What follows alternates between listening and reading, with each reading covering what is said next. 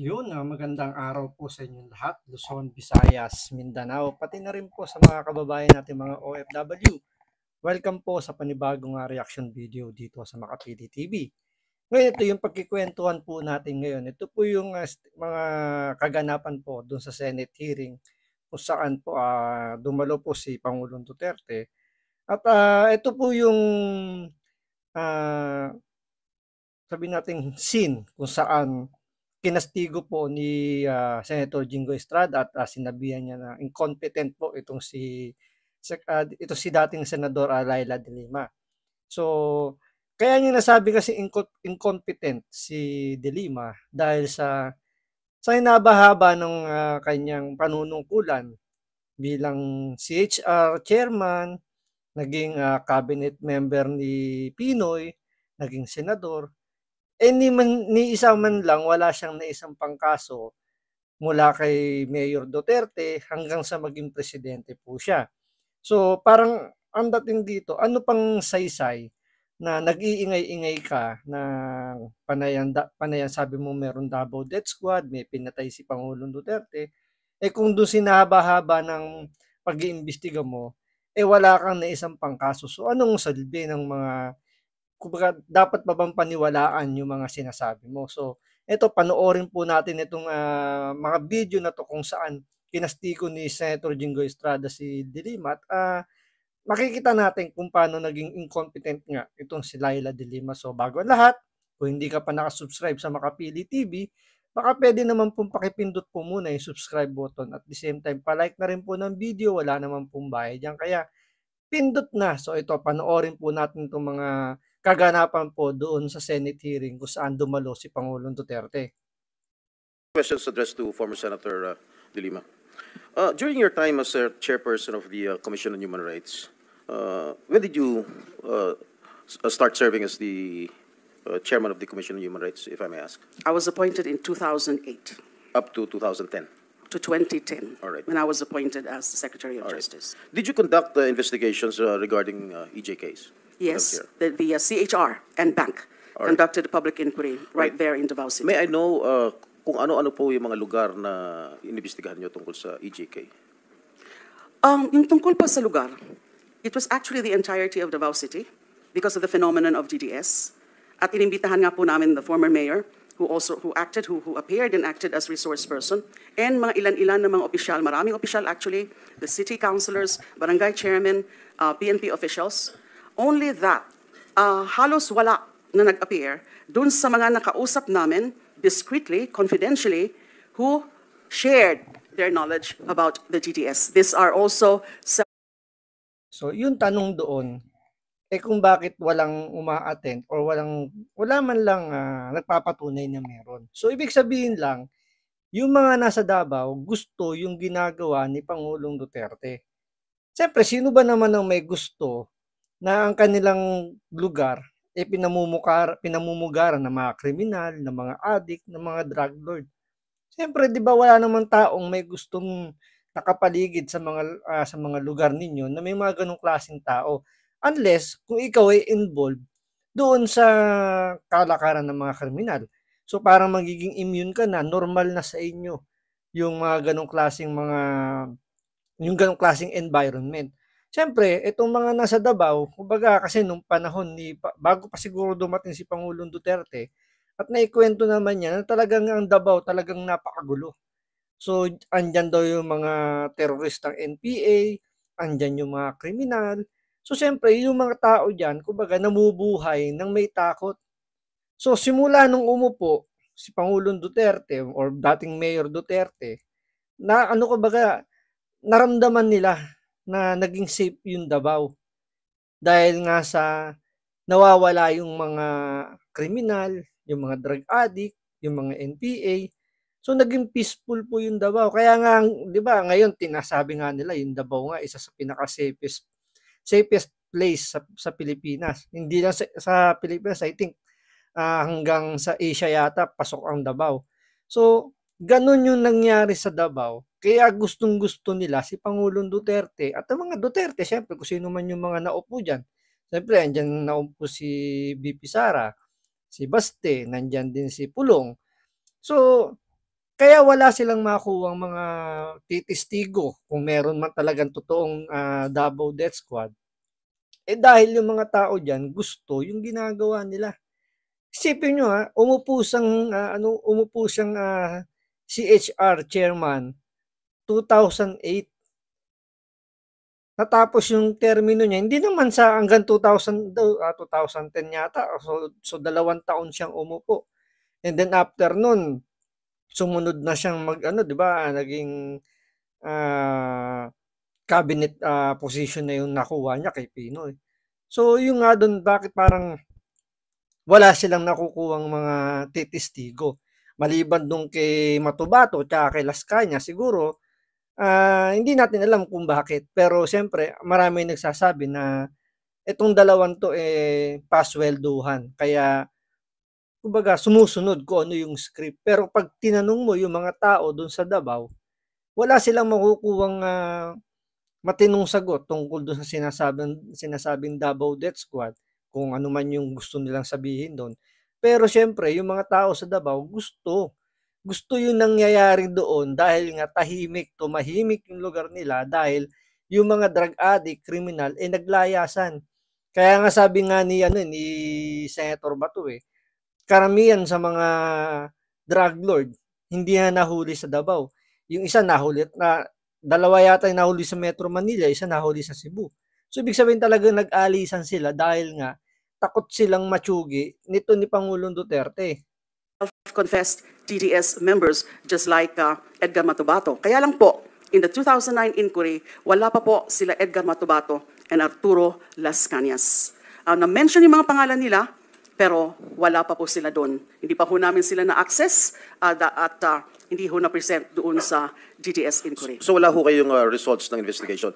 Were there any cases filed because of your investigation, Madam Senator? Okay, when I was appointed in 2010, meron po ako yung aking mga personal investigation notes, pero wala pa ho yung naging resolution. Now, we turned over the records to the Commission on Human Rights, and then later, they came out with the resolution. That was, I think, in 2012, June 2012. Yung resolution nila, one of the recommendations is for the filing of an administrative and criminal cases against then former Mayor Rodrigo Duterte and some other officials. What I know is that this was referred to the office of the Ombudsman, but I think later on, Mr. Duterte was cleared of there was no finding or no cases filed. So the former president was cleared? No, it was not really cleared because I think, if I'm not mistaken, the main reason why no cases were filed with the Ombudsman. So isipin nyo, nagpasa siya ng resolution. Hindi kaso hindi siya nagkaso sa Ombudsman. Kasi magkaiba yung nagpas ka ng sinampa mo ng kaso dun sa gumawa ka ng resolution. So sa resolution, parang pinaiimbestigahan niya lang si dating Mayor Duterte, na ngayon si Pangulong Duterte. So parang humihingi lang sila ng tulong or nagpapaimbestiga lang sila tungkol sa sinasabi nga niyang mga Davao Death Squad. Pero kung sila ay nagsampa ng kaso, siyempre iba yun kasi meron ka na nakitang mga ebidensya kumbaga, parang isinusubo mo na sa Ombudsman yung lahat ng nakalap ninyo na ebidensya para magdiin kay Pangulong Duterte. Pero ang ginawa ni De Lima, naggawa lang sila ng resolution na parang sinasabi sa Ombudsman, itong mayor na to, meron tong iniimbestigahan namin to, baka pwede namang imbestigahan nyo rin kung makakuha kayo ng ebidensya para sa mga yung Davao Death Squad nito ni Duterte. Parang ganoon nangyari. Pero nadulas siya rito, sabi nga niya, yung Ombudsman mismo, kinleared si Mayor Duterte.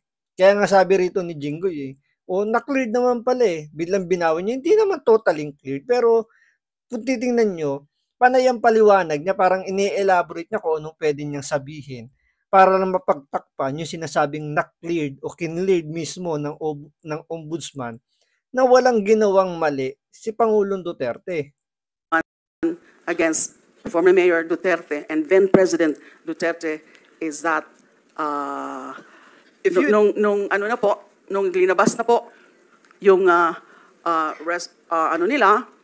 from the ombudsman, is he was already the president. Well, So on Julie, the presidential immunity. in the course of your investigation, when you were CHR chairman, and you thought, and then you think that the former president was involved in the in killings in his hometown in Davao, why didn't you file cases against him?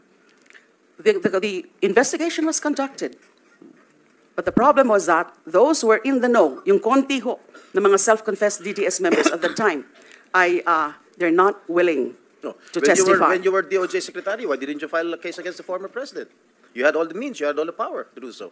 When you were secretary of the Department of I Justice. actually referred the matter of when Edgar Matobato came to us for witness protection, I rinifer ko po uli yung the Tingnan nyo, hindi niya sinasagot yung tanong dito ni Jinggoy.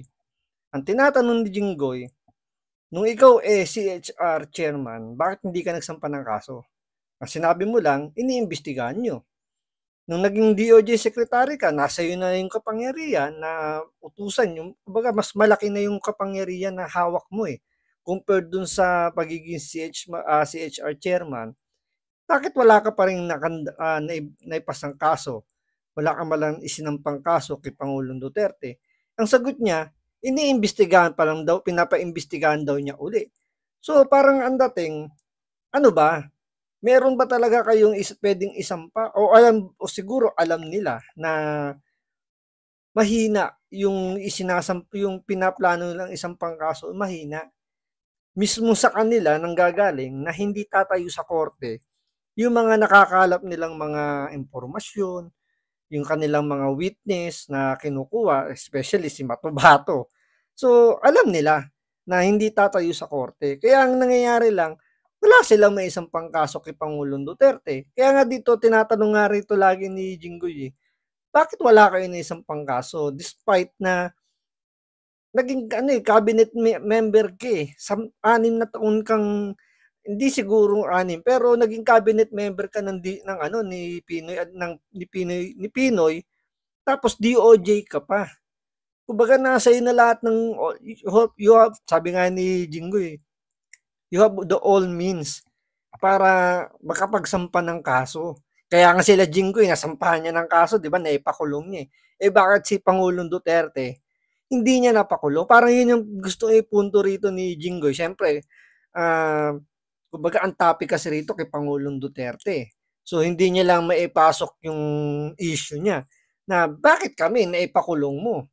Dahil DOJ secretary ka na that time, na nagawan mo kami ng kwento, nagawan mo kami ng kung ano-ano mang kaso, na ipakulong mo kami. Bakit yung dating mayor na ngayon naging presidente, hindi mo nagawang ipakulong? Pagsampa nga lang ng kaso, hindi mo nagawa lalo pa kayo maipakulong. Di ba? Yun yung pinakapunto rito ni Jinggoy. DDS matter So what to happened? the, wala po. Wala Bakit po. wala? You were a very, very powerful member of the cabinet during the Aquino administration. You did not do anything?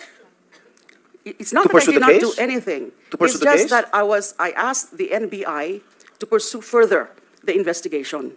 Pero wala na po na i-submit sa akin na report. They were telling me that they had also so much difficulty accessing possible witnesses at the time. All right. One more thing, Madam former Senator. Why is it only in Davao that you had this investigation? Bakit Davao? Ito maganda yung tanong dito ni Jinggoy na kahit naman tayo, napapansin din natin na bakit parang nakasentro lang sila sa Davao. Di ba kasi nung panahon ni GMA, laganap din naman yung Tsugian, yung EJK. Nung panahon din ni Pinoy, ganun din naman. Kumbaga nationwide nationwide yung may nangyayari. Pero bakit nakakapagtaka, bakit nakapokus lang tong si De Lima, yung mga Dilawan that time, sa Davao? Diba yun yung tanong, bakit doon lang? So ito yung sagot niya. lang? Why were you so focused and why are you so concentrated in investigating Davao? We were focused on investigating the so-called DDS phenomenon because we have read some reports about it, foremost of which was the report of the UN Special Rapporteur Philip Alston. And he did come out with that report citing certain findings of the UN Special Rapporteur Philip Alston, And meron din pong report, yung Human Rights Watch, they called it, "You can die anytime," also referring to the DDS phenomenon. So we felt that at the time, So yun, chismis. So sinakyan lang nila yung chismis na galing dun sa UN. Siguro nung time na yan, siguro nakaka-receive na sila ng mga bali-balita na posibleng tumakbo si Pangulong Duterte na presidente. So siguro nakita rin nila noong mga time na yon na medyo mukhang may pag-asang lumusot si Pangulong Duterte na maging presidente. So sinakyan nila yung kwento ng UN dahil siguro hindi natin alam kasi alam din nila siguro mainit ang dugo ni Pangulong Duterte sa mga Amerikano, 'di ba, sa Amerika. Kaya siguro itong UN, hindi natin alam kung anong nationality nitong UN rapporteur na sinasabi ni Laila de Lima, pero yun lang naman yung ating hula. So hula lang natin, teorya lang natin na baka ginawan lang ng chismis si Pangulong Duterte at kinagat naman ng mga dilawan dahil alam nila na tatakbong presidente si Pangulong Duterte kaya tinrabaho nila. So nagka-focus lang sila dun sa Davao. So parang nangyayari rito, kung ano man yung mga issue sa ibang lugar ng mga Pilipinas, di na nila pinakilamanan. Magpo-focus lang sila kay Duterte dahil baka tumakbo ang maging tumakbong presidente at maging presidente. Yun nga lang, mukhang napaganda pa yung nangyari dahil mas lalong umingay yung pangalan ni Pangulong Duterte dahil do sa mga sinasabi nila na itong Duterte na to, itong Mayor Duterte to, pumapatay ito ng kriminal. At yan ang gustong-gusto ng mga Pilipino dahil nga namayagpag ang droga sa Pilipinas. Namayagpag yung mga kriminal kung saan yung mga law-abiding citizen, kagaya natin, na ayaw natin ng kriminal, pag-alagala lang sa paligid natin. Especially sa mga urban area, di ba, na halos dikit-dikit ang bahay, na talagang halos sabi nga nila, halos parang binibili nila sa tindahan yung mga illegal na droga. Nakakasalubong nila yung mga addict, yung mga kriminal. So, kumbaga, gusto nila mangyari, yung nangyari sa Davao. Na kung saan, yung mga addict, yung mga kriminal, kinukuha ng liwanag. Hindi lang natin madiretso kasi siyempre, baka madali tayo ng YouTube. Pero, yun pa rin di ba, na natsuchugi. Sino ba naman yung gusto na ang matsugi yung mga inosente, di ba, nung mga nakaraang administrasyon? Ano ang laman lagi ng balita? Ginagahasa, yung bata, pinatay, minasakir, di ba, hinold up, sinaksak. Sino ang biktima? Yung mga inosente. Ang namamayagpag, yung mga kriminal. So, nung dumating si Pangulong Duterte at yung naging battle cry niya, patatabain niya ang Manila Bay dahil doon niya itatapon itong mga kriminal. Marami ang nagtiwala at ginawa nga ni Pangulong Duterte. Di ba? Ginawa niya, inilunsad niya yung war on drugs. Kaya ngayon, ang nangyayari, ito, binabalikan na siya ngayon ng mga drug lord dahil nga 6 na taon pong nalugi, 6 na taon pong nawala kagalang negosyo. Nagbabawi sila ngayon at ginagamit siguro itong ibang politiko, ibang mga tao para bawian si Pangulong Duterte. because of these reports, and our CHR regional office did confirm that there were killings, but they could not tell us, or they refused to tell us, that it was actually the doings of the DDS on orders of then Mayor Rodrigo Duterte. But the insiders, the ones I mentioned kanina, I think there were 3 of them, which we interviewed secretly or discreetly, they did say that there was such a thing as a group as a Davao Death Squad, and then formed by the former mayor, and then getting orders also from the former mayor, something that were validated later on by Edgar Matubato and Arturo Las Cañas. Okay, Mr. Chair, I would like to invite the attention of the former senator when she was still a sitting member of the Senate. With regard to the committee report of the Committee on Justice then, For the years, if I may read, for the years 2001 to 2009, under the Arroyo administration, 91,762 killings were reported, or an average of 10.196 killings per year, 850 killings per month, or 28 killings per day. On the other hand, for the years 2010 to 2016, under the Aquino administration, there were 85,878 recorded killings, with an average of 14,313 killings per year, 1,193 killings per month, or 40 killings per day. You were the Justice Secretary during the Aquino administration. Why did you not investigate these killings?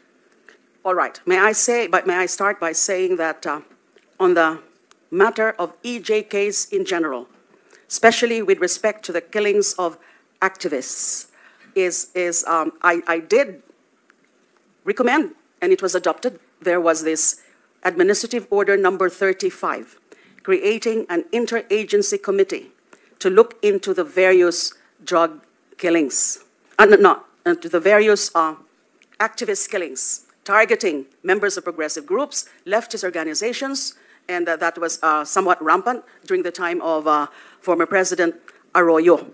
Now, Tingnan nyo,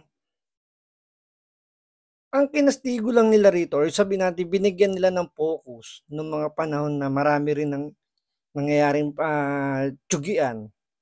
Siyempre kay Arroyo, 95,000, kay Pinoy, 85,000. Pero ang sinasabi rito ni Jinggoy, bakit hindi mo, nung ikaw Justice Secretary nung time na yan, bakit di mo inimbestigahan yung EJK nung dalawang administrasyon na dumaan? Sagot niya rito, kasi ang mga gumawa lang sila rito ng circular or administrative order na para tutukan lang daw yung mga pagkapatay ng mga aktivista lang daw tsaka ng mga progressive individual, parang ganon. So hindi naman, kumbaga hindi nila binigyan ng pansin yung mga drug addict, yung mga pinapatay ng mga drug addict, ng mga kriminal, baka kung yung mga piniperwisyon ng mga drug lord, kumbaga talagang nakaset aside sila.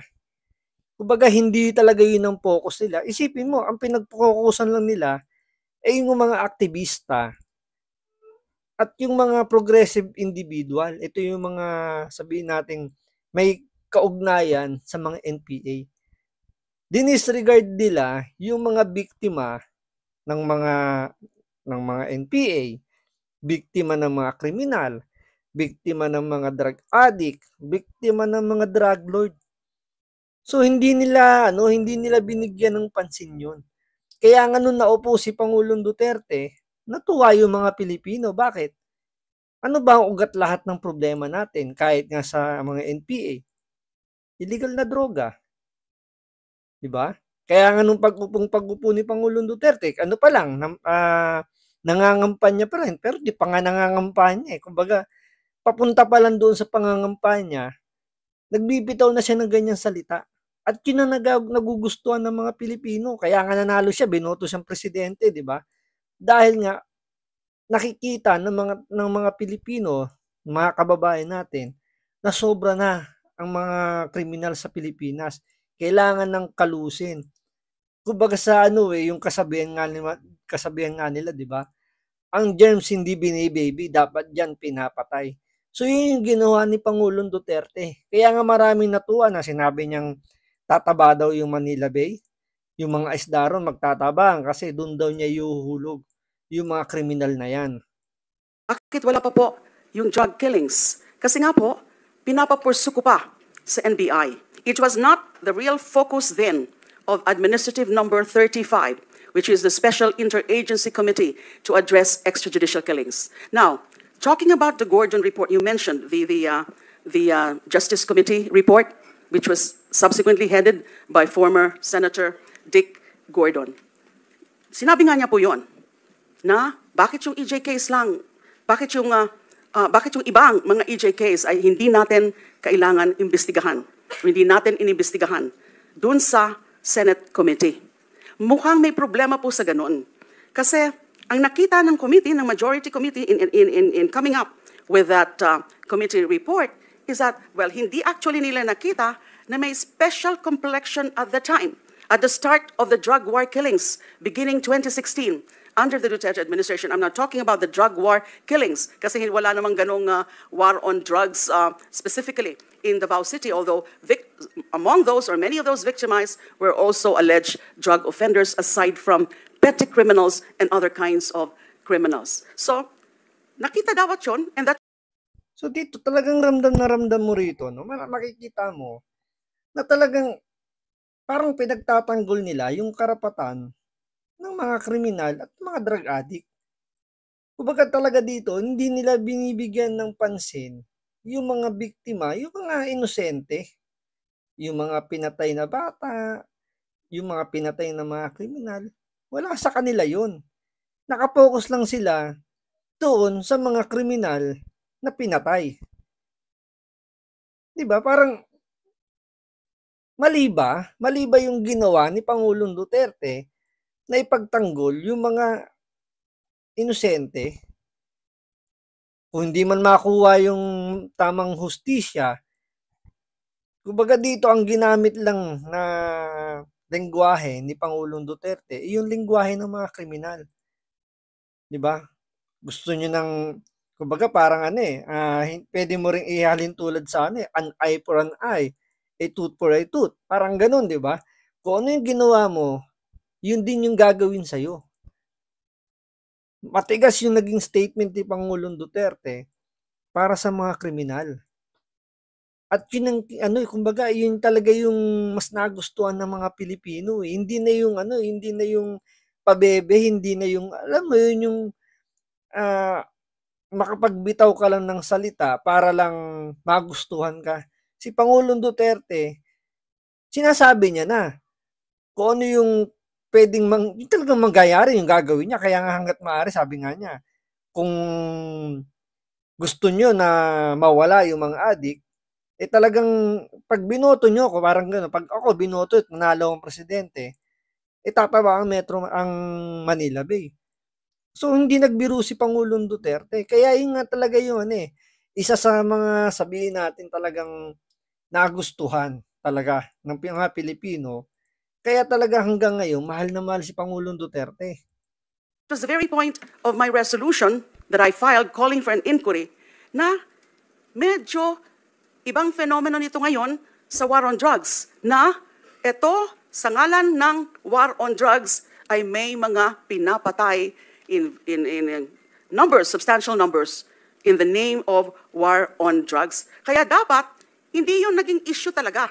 Bakit hindi na lang natin imbestigahan yung buong mga pangyayari ng mga EJ case in various administrations? What they failed to appreciate, I'm talking about the committee report, is that the focus of my investigation ay yung mga dumadami na halos araw-araw na pinapatay since day one of the former president's assumption into office. And even before his official assumption into office, meron na talaga na mga pinapatay araw-araw, halos araw-araw, nakita natin yon. Thank you, ma'am. Ang tanong, yung mga sinasabi nito nila De Lima na pinapatay, sino-sino ba yon? Ilan doon yung sabihin nating namatay na talagang iniligpit lang ng mga pulis, ng mga tiwaling pulis? Ilan doon yung mga talagang namatay na may, ito muna yung sabihin natin yung mga iniligpit ng pulis na inosente. At ilan doon yung mga iniligpit na talagang mayroong involvement sa illegal drugs. Kasi hindi nga rito malinaw kasi hindi nila sinesegregate kung ilan yung mga namatay na inosente na nadamay lang at ilan yung namatay na may konektado sa illegal drugs. Parang ang dating dito na kung wala yung war on drugs ni Pangulong Duterte, hindi mamamatay itong mga drug addict na to, itong mga criminal na to. So parang ang labas dito, okay lang yung mga kriminal pumatay ng mga inosente. Ayaw nila na may namamatay ng mga kriminal. Parang yun ang nakikita natin sa senaryo na gustong palabasin nito nila De Lima. Na mas okay pa raw, parang ang dating since day one lang daw na nagsimula yung war on drugs, dire-diretso na raw yung patayan. So, ibig sabihin, ganun karami ang mga kriminal sa Pilipinas na kailangan talagang bunutin ng mga ugat para hindi na makaperwisyo. Kaya nga, di ba, sa loob ng 6 na taon, guminhawa ang Pilipinas, naramdaman ng pagbabago, nakakapaglakad ng gabi na panatag dahil alam nila yung mga kriminal, yung mga drug addict, nagtatago na kasi alam nila, tsutsugin sila kapag pakalat-kalat sila.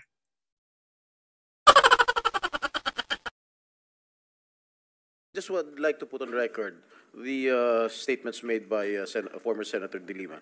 During the investigation here in the Senate, during her term when she was still a senator, wala pa rin nakitang ebidensya tungkol dyan sa mga DDS na tinatawag.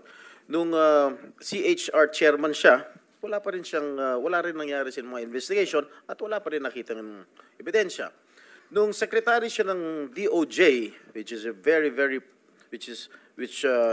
very powerful cabinet position, wala po rin siyang mga nakitang ebidensya. At hanggang ngayon, yun pa rin po ang sinasabi niya, wala pa rin gustong mag-testify, wala pa rin siyang kinakasuhan. So I think that is a matter of incompetence, Mr. Chair. So yan. Kaya tinawag na ng incompetent ni Jinggoy itong si De Lima. Kasi nga 'di ba, kumbaga ilang taon na 'yung nakakalipas. Until now wala pa silang nakukuhang ebidensya.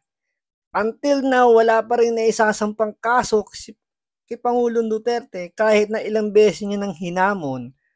Nasampahan na siya ng kaso para once and for all matapos na. Kasi nga naawa na rin si Pangulong Duterte sa mga pulis na iniimbestigahan nitong mga tuwadko, pinapahiya, pinakukulong. Diba parang ang dating dito kasi lahat na lang ng mga natsugi kahit na hindi naman related dun sa war on drugs, gusto nilang ituro kay Pangulong Duterte. Even nga yung bata nga na namatay na sinasabing 3 years old dahil aarestuhin ng mga pulis yung tatay na involved sa illegal drugs. Parang ang dating do sa kwento, pagkakaintindi ko, parang ginamit na human shield ng tatay yung bata kaya nadamay dun sa crossfire. Isipin mo kung nasa tamang katinuan yung tatay na yun, kasama niya yung anak niya, bakit nakipagbarilan pa siya? Kaya naipit yung anak niya. Pero isinisisi kay Pangulong Duterte dahil daw dun sa war on drugs, namatay yung bata. Bakit di nyo sisihin yung tatay ng bata na ginamit na human shield yung anak niya? Kasi nga wala na sa katinuan yung tatay Kasi nga kumbaga yung utak, kinain na ng shabu. Kaya hindi niya iniisip yung ganun. Pero siyempre, itong mga anti-drug war, gusto isisi kay Pangulong Duterte na kung wala daw yung war on drugs, hindi mamamatay yun. Ibalik natin yung tanong. Kung wala yung war on drugs, ilan kaya yung pinatay ng mga addict na yan? Ilang pamilya yung sisirain ng mga drug lord na yan? Di ba? Yun lang naman yung punto doon. Kaya, imbis na alam nyo yun, imbis na kamuhian si Pangulong Duterte, hanggang ngayon, ang mga Pilipino gusto yung pamumuno ni Pangulong Duterte dahil takot ang mga kriminal pag si Pangulong Duterte ang nakaupo. Diba? Kahit ikaw, tanungin kita, gusto mo ba na yung mga kriminal ang nawawala or yung mga inosente ang mawala? Comment down below na lang po. So, maraming salamat po sa panonood. Ingat po kayo lagi. God bless.